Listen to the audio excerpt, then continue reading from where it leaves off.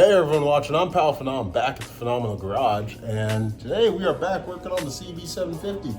And today, I picked up a battery for it. So, we're gonna see what electrically works and what doesn't work, and if I have the chance to, I wanna see if I can check spark on this bike as well, to see if we have power going to the spark plugs and if all the coils are working. I can also see what lights work and what doesn't work, and just see if this bike is electrically sound before we go any further on attempting to run it.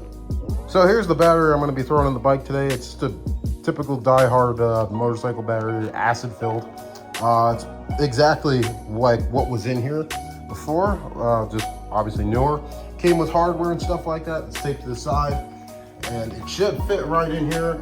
There's positive there. There's the ground as well. Got my fire extinguisher ready to go in case anything decides to, well, get a little too hot, potentially catch fire.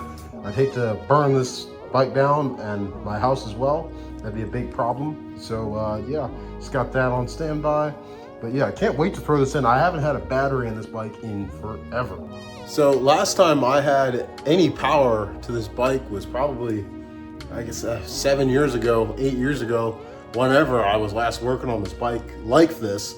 It's just been so long, it's just been so neglected. So yeah, I'm super stoked to finally get power back on this thing and see what works and what doesn't work. So installing this battery is just like installing any other battery on whether it be a car or ATV, dirt bike, whatever. Obviously your positive, your negative, and this battery happened to came with a bunch of hardware. It came with these long bolts for if you're running a lot of accessories or something, and then the typical short bolts, which is what I'm going to be using on this.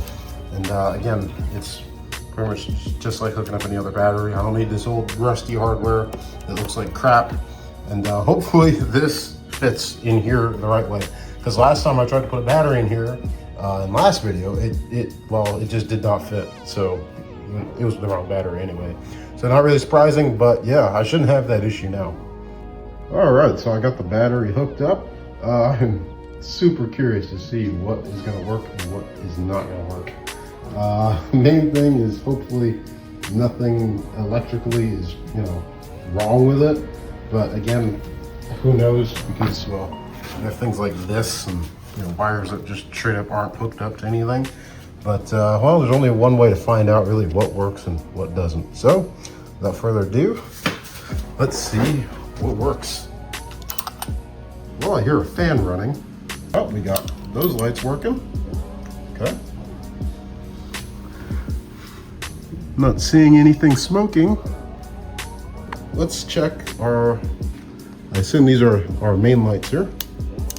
Have to quite figure out what is what.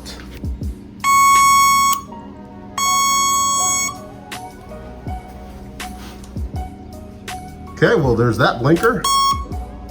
There's that blinker. I'm actually very surprised this one works. It doesn't actually blink though. Well, the horn works. That's nice.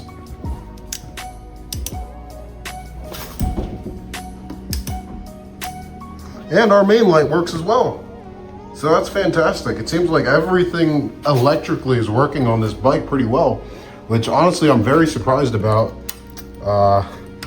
Honestly, I was half expecting a lot of this stuff to just straight up not work at all, but it seems pretty electrically sound. I'm not seeing any smoke or anything concerning to me. So yeah, that's pretty good. So one thing about this bike I did not know until I was messing around with the electrical is that this bike actually has an electric starter. On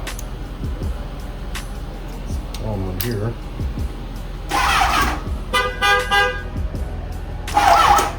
So this bike actually has an electric starter. And it works. So I am very, very stoked about that.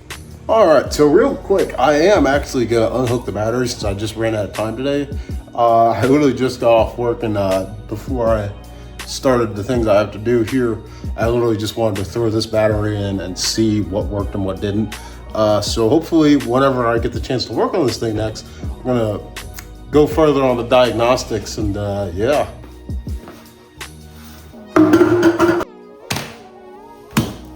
So for those that tinker with motorcycles a lot, especially older bikes like this one, I'm sure you know exactly what I'm about to attempt here. I'm going to attempt to restore the inside of this gas tank with the vinegar and baking soda method.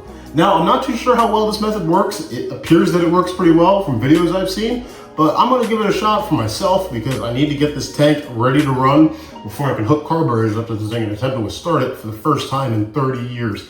So right now, the inside of this gas tank looks horrible. It's full of rust and there's like leaves and dirt and stuff like that in there. And obviously we don't want any of that getting into the fuel system or the carburetor or anything. It's just no foreign material besides gasoline. So the whole game plan is to get the vinegar to eat away at the rust for about a day or two, if that, depending on the severity of it, and then neutralize it with the baking soda, which should prevent it from flash rusting.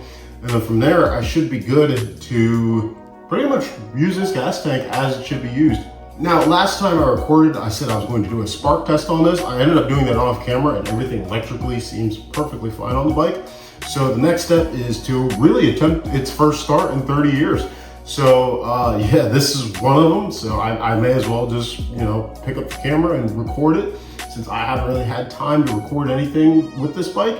And yeah, you know, just record the results and see how well this turns out. Before I go ahead and add any liquid to this gas tank, I need to seal it off. So I ended up buying some rubber fuel line real quick, and all I'm gonna do is just add a little loop here, and that'll seal off all the liquid. This is the petcock here, and it's got a little valve that you can open and shut that allows fuel to flow to the carburetor. But yeah, I'm just gonna add a loop there to keep all the liquid inside for now. Well, it's been 24 hours since I've added the vinegar and water, and it appears that it's doing quite the job in there. And it also did quite the work on this cap too. This cap was pretty rusty. When I flipped it open, I was able to just take my finger and just wipe the rust off. So that is amazing, but I do need to take care of that before it begins to flash rust, which it's honestly probably starting to flash rust as I speak. But yeah, I'm pretty satisfied with that. I'm gonna dump all this out and see what the inside of the tank looks like before I add baking soda to neutralize it so it doesn't flash rust, and this tank should be good. Well, I just dumped it all out, and just giving a quick look, it did wonders on this tank. I wish I'd got it before and after. It's already starting to flash rust, I can see it. So I gotta hit it with the baking soda ASAP before it gets too crazy. All right, did a quick pre-rinse and got the tank filled up with baking soda. Well, I just got done with the baking soda, and well, look at the results of this tank. I mean, come on. You were to tell me that this were a tank that were 50 plus years old, couldn't tell me otherwise, because it did wonders to this tank. Well, I hope you guys enjoyed this video. Leave a like, comment, subscribe. Stay tuned because next video we're going to attempt to fire this bike up for the first time in 30 years. This is going to be awesome. I'm super stoked to bring you guys along with that. And sorry this video was a little bit bland, not much really going on besides hooking up a battery and restoring a gas tank, not really much.